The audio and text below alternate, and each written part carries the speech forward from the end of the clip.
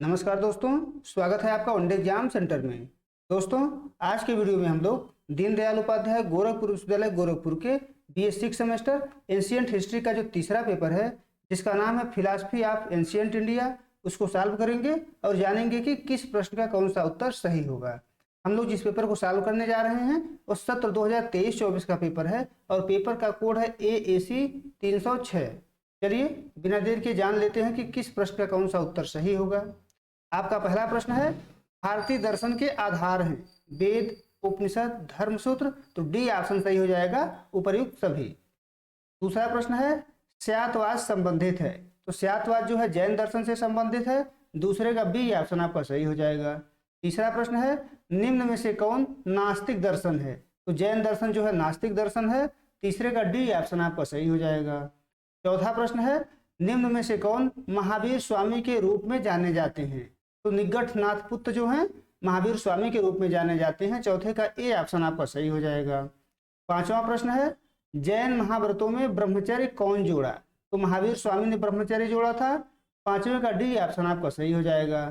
छठा प्रश्न है, क्या स्यादवाद सापेक्षता का सिद्धांत है। तो हाँ, सापेक्षता का सिद्धांत है, छठे का सी ऑप्शन आपका सही हो जाएगा।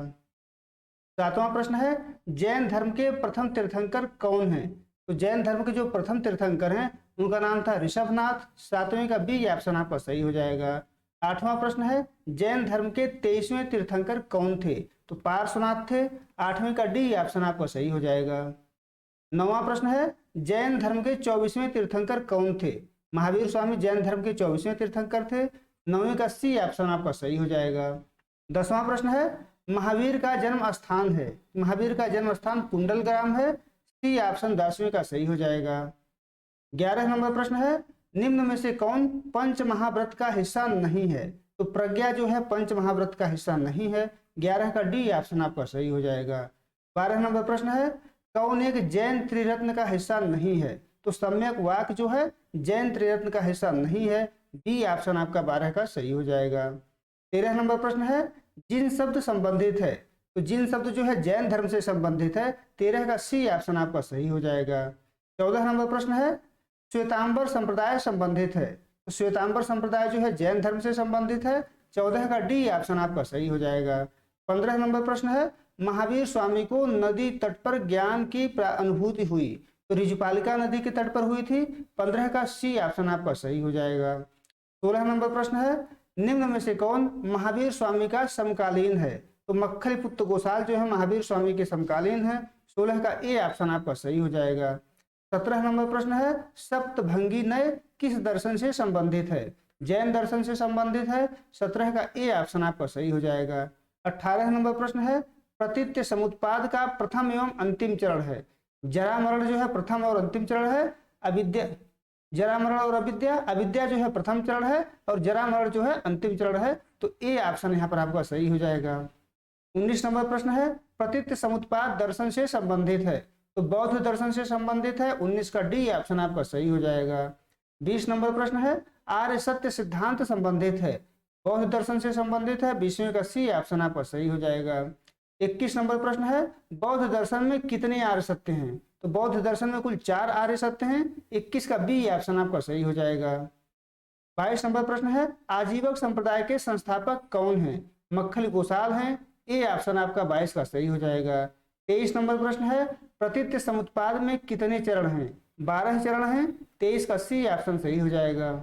24 नंबर प्रश्न है, अष्टांगिक मार्ग संबंधित है, 4 आर्य सत्य से संबंधित है, 24 का ए ऑप्शन आपका सही हो जाएगा। 25 नंबर प्रश्न है, गौतम बुद्ध का जन्म स्थान है, लुम्बिनी है, 25 का ए ऑप्शन आपका सही हो जाएगा। 26 नंबर प्रश्न है, प्रज्ञाशील समाधि संबंधित है, तो अष्टांगिक मार्ग से संबंधित है, 26 का सी ऑप्शन आपका सही हो जाएगा। 27 नंबर प्रश्न है, न्याय दर्शन के संस्थापक कौन थे। तो न्याय दर्शन के संस्थापक गौतम थे, 27 का बी ऑप्शन आपका सही हो जाएगा। 28 नंबर प्रश्न है, न्याय सूत्र के प्रणेता कौन है। न्याय सूत्र के प्रणेता जो है गौतम है, ए ऑप्शन आपका 28 का सही हो जाएगा।